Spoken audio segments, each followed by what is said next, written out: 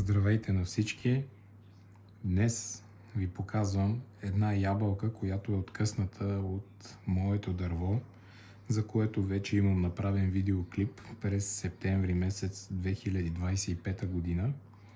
Качено е в канала ми в секцията за шорт видеа, като за него съм написал, че това е стара ябълка, съдена през 1964 година. А в коментарите съм написал, че най-вероятно е Мелроуз. Тъй като изключително запознати хора с ябълките ми казаха, че това е най-вероятният сорт, понеже и те самите са го притежавали. Какво наблюдаваме сега? Днеска е 8 март 2026 година. Съответно аз съм го я откъснал през септември, което прави около 6 месеца след нейното откъсване. Тази ябълка е захранявана в щайга, подредена до други ябълки в моето мазе, което е най-обикновено мазе, непроветливо, има прозорец, но е затворен, няма пряк достъп на слънчева светлина.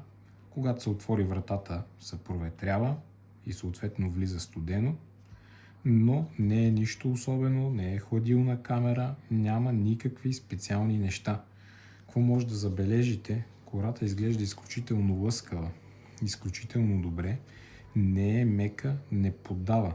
На места изглежда дехидратирана, но не отчитам това като проблем.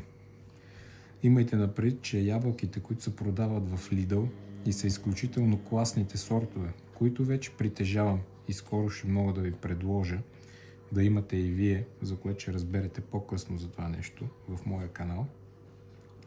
Това е една най-обикновена ябълка, изключително стар сорт и селекция. Общо взето има предостатъчно информация за нея в интернет.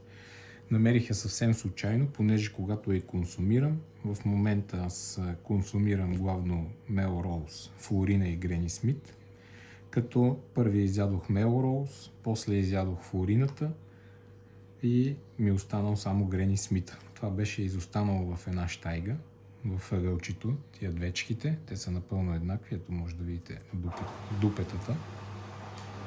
И реших да направя един видеоклип специално за вас, за да видите, че има и надеждни стари сортове, към които може да се обърнете. Както ви казвам, ябълките съм ги третирал, пръскал съм ги с фунгициди и инсектициди.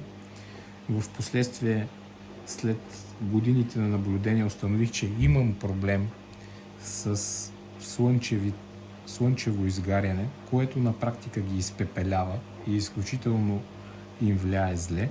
Точно заради това намерих спасението в каолина.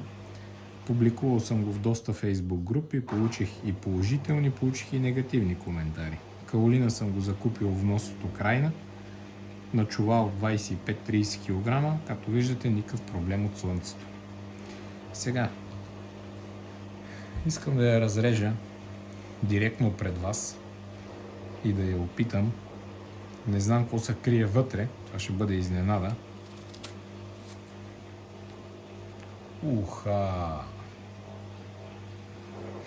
Невероятна! Много я харесвам и точно по тая причина не съм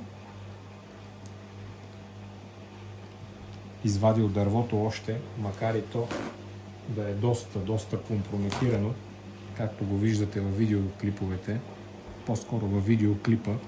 То е доста старо, наранено, не изглежда никак добре.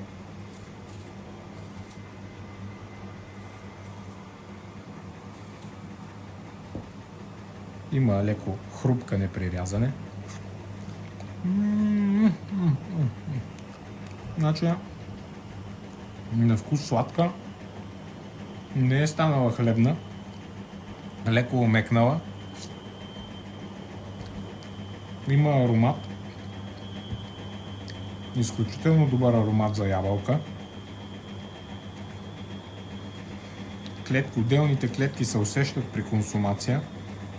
Не като на модерните сортове Crimson Snow, Cosmic Crips и компания, но все пак дори и при тях ние все още не знаем, те са съхранявани в специални хладилни помещения. Дали ако се съхраняват просто в мазе, това няма да е същото.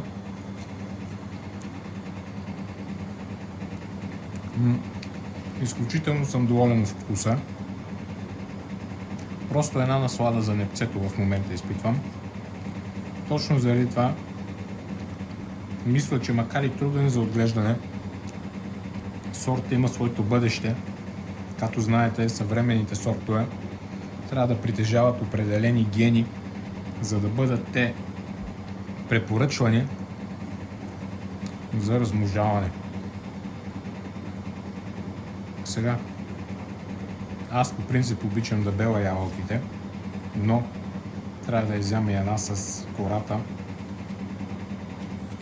в името на видеоклипа, който правя. Значи, кората не се усеща при ядене. Представете си, че ядете грозде.